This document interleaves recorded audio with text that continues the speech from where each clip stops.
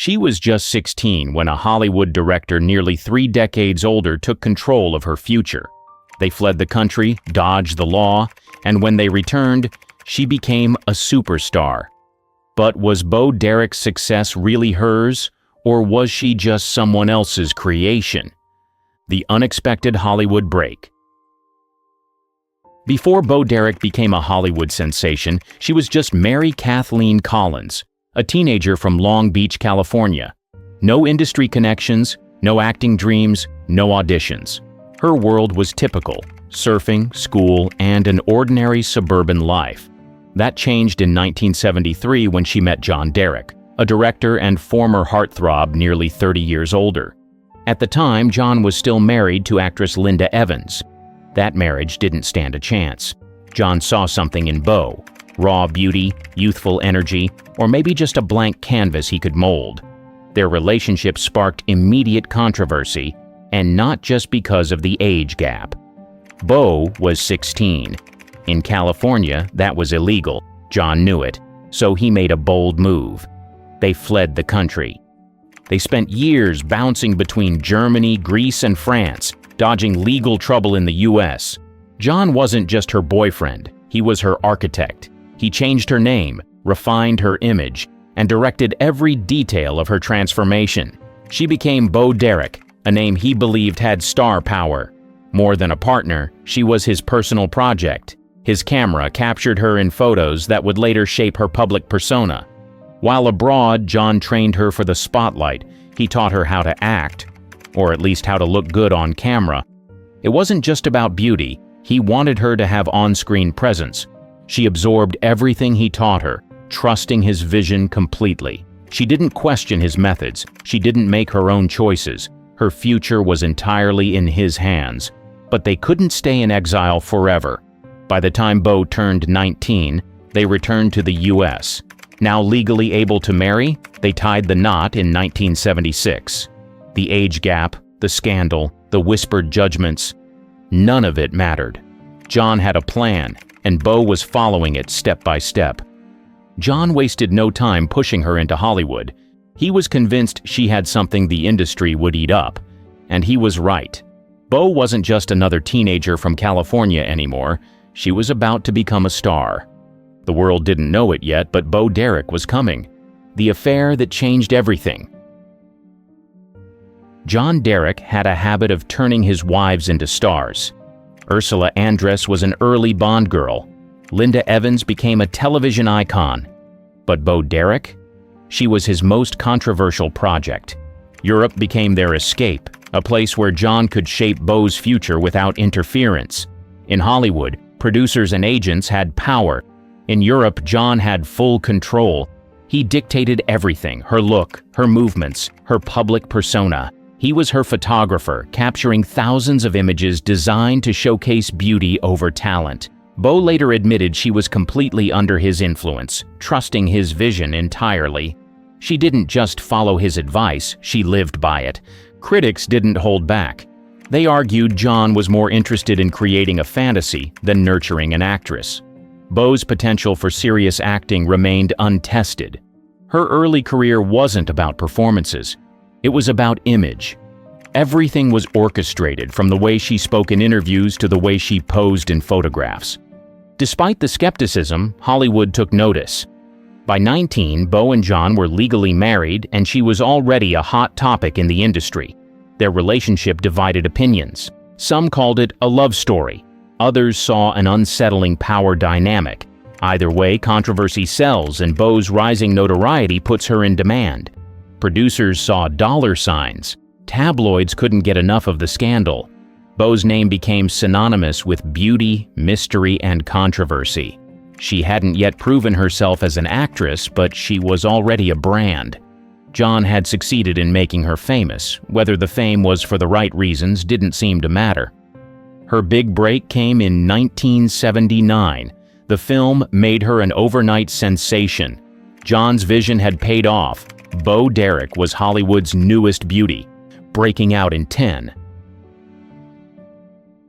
Blake Edwards' 10 wasn't just another romantic comedy, it was a cultural event. Dudley Moore played a man deep in a midlife crisis, chasing a fantasy that looked perfect from afar. That fantasy was Jenny Handley, played by Bo Derek and unknown at the time. She barely spoke in the film, but she didn't have to. One slow-motion beach run in a nude swimsuit turned her into an overnight sensation. Before 10, Bo had no real Hollywood presence. After 10, she was everywhere. The film made over $107 million worldwide, a massive hit in 1979. More than money, it reshaped Hollywood's definition of sex appeal. Her golden tan, wet braids, and effortless glow became the new beauty standard. Magazines and advertisers ran with it. Women chased the look, and men couldn't get enough of her. John Derek, her husband and self-appointed career architect, took 10 as validation. He had spent years shaping her image, controlling every detail of her career. Now, the world was finally paying attention. He saw her as more than just a passing Hollywood obsession. He believed she was a lasting icon in the making. With the industry's eyes on Bo, major studios were eager to cast her, but they weren't sure what to do beyond her established persona. She wasn't known for acting depth, and Hollywood didn't see her as a leading lady in traditional roles. To them, she was a fantasy figure, not an actress with range. John had his own plan. Instead of letting Hollywood guide her career, he took full control. He would direct her himself, molding her into his ultimate vision. That meant avoiding big studio projects, turning down traditional roles, and leaning into a hyper-stylized fantasy image, becoming a sex symbol. Magazine covers, late-night interviews, and endless media attention followed her after 10. Everyone wanted to know more about the actress who had seemingly come out of nowhere. But John Derek controlled her image carefully, ensuring she remained mysterious and untouchable. Photographers clamored to capture her, but John preferred to do it himself. His carefully curated photo shoots emphasized her natural beauty, often with a provocative edge. He knew how to package and market an image, and Bo became the living embodiment of his vision. Her braided blonde hair, sun-kissed tan, and effortless confidence made her an icon of the era. The media played into the fantasy, portraying her as a modern-day goddess, unattainable yet endlessly admired. Her appeal wasn't just about acting ability. Hollywood saw her as a symbol of fantasy. Some actresses struggled with the label of sex symbol, but Bo leaned into it. She knew she wasn't a classically trained actress, but she understood the power of her image. That image secured her roles, endorsements, and magazine spreads that kept her in the spotlight. The downside? Being viewed as an object of desire meant limited roles. Scripts flooded in, but most wanted her to be the beautiful woman on screen. Producers hoped she could recreate the magic of 10, but the opportunities felt one-dimensional. She knew she was being boxed in, but with John directing her career, breaking out wasn't an option. The downfall of Bolero and Tarzan. John Derek had a vision for Bo, and he wasn't leaving it in anyone else's hands. He directed her career himself, shaping her roles to emphasize beauty and sensuality. But Hollywood was changing. Substance was taking priority over surface appeal. He didn't care. He believed audiences would embrace his vision. His first big project for Bo was Tarzan, the Ape Man, 1981. It was supposed to be a fresh take on the classic story. Instead, it became a showcase for Bo in slow motion, wearing barely anything. Critics shredded it. Roger Ebert called it one of the most dumbfounding examples of a filmmaker obsessing over his star to the point of absurdity. The script was weak, the direction indulgent, and the entire movie felt like an excuse to highlight Bo's looks rather than her acting. But money talks. Tarzan grossed around $36.5 million, proving there was an audience. The problem? It didn't help Bo's reputation. Instead of proving she had range, it confirmed the industry's worst assumptions. She was a fantasy, not a serious actress. Offers for substantial roles started drying up. John didn't back down. He doubled down. In 1984, he released Bolero, a period drama meant to be artistic and sensual. It was neither. The plot was incoherent, the dialogue was awkward, and the focus on Bo's physical appeal overshadowed any real storytelling. Critics were merciless. It won a Razzie for Worst Picture, further cementing Bo's reputation as a starlet who wasn't evolving. Unlike Tarzan, Bolero didn't even make money. It flopped, barely scraping together $8.9 million. By then, Hollywood had moved on. John and Bo hadn't. What they saw as groundbreaking, audiences saw as outdated. By the mid-'80s, Bo Derek had gone from a sensation to a cautionary tale. Beauty had gotten her in the door, but it wasn't enough to keep her there. Hollywood wanted more, and she wasn't delivering. The industry moved forward. She and John stayed stuck in a vision that no longer worked. The limits of beauty in Hollywood. By the late '80s, the calls stopped coming as often. Hollywood had moved on. Bo wasn't just typecast. She had been locked in from day one. While some stars found ways to evolve, she was stuck in a role the industry wouldn't let her out of. Her attempts to break free didn't go far. Without John Derek steering the ship, she had more control, but Hollywood still saw her as that moment in time.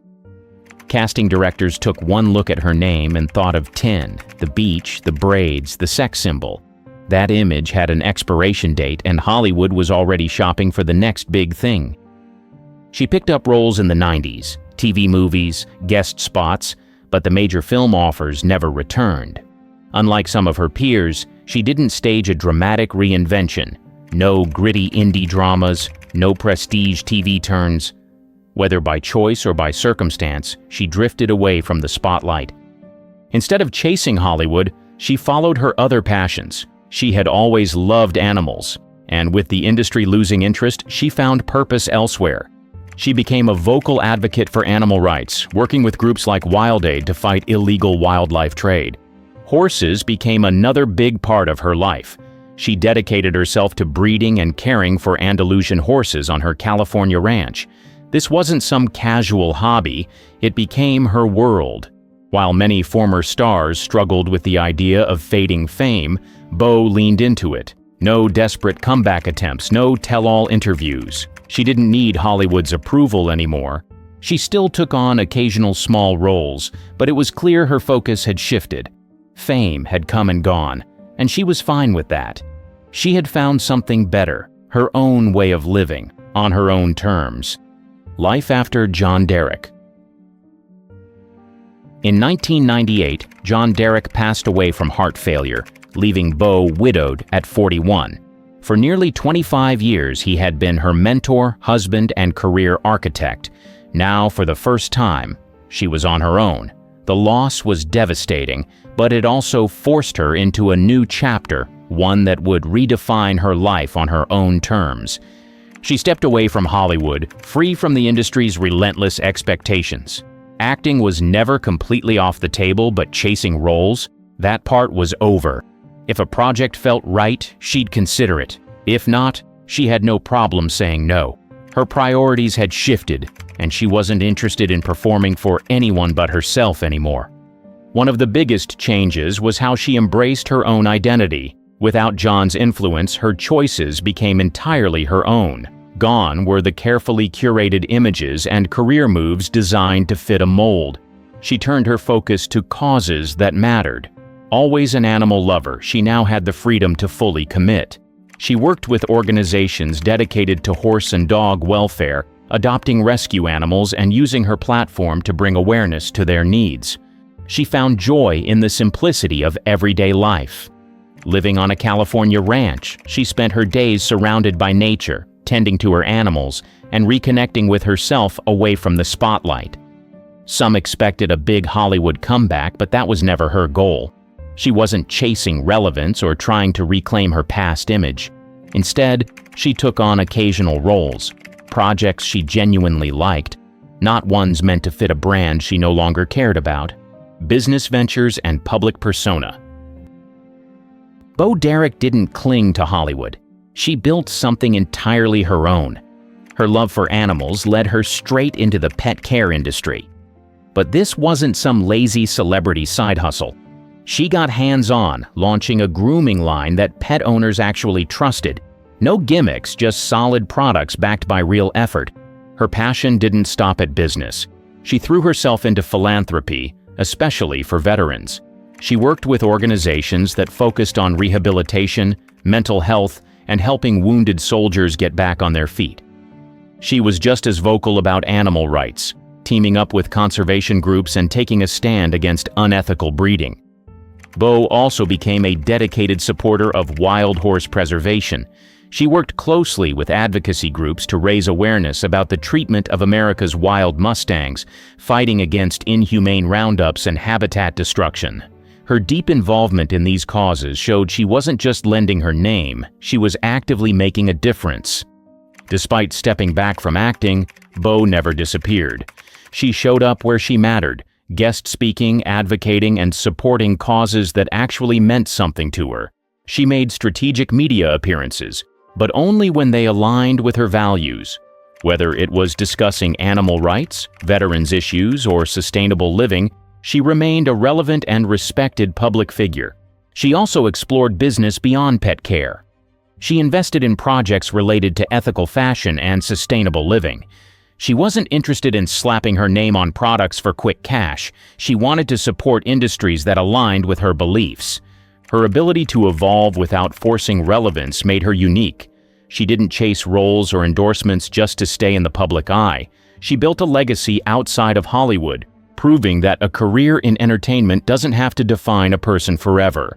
Unlike many fading stars, she didn't try to cling to an outdated image. She moved forward, fully in control of her next chapter, finding love again. Bo Derek and John Corbett didn't play by Hollywood's rules. They got together in 2002 and skipped the usual celebrity drama. No over-the-top headlines, no messy breakups, just two people who genuinely liked each other. Marriage, not a priority. Corbett once said, "We just never got around to it."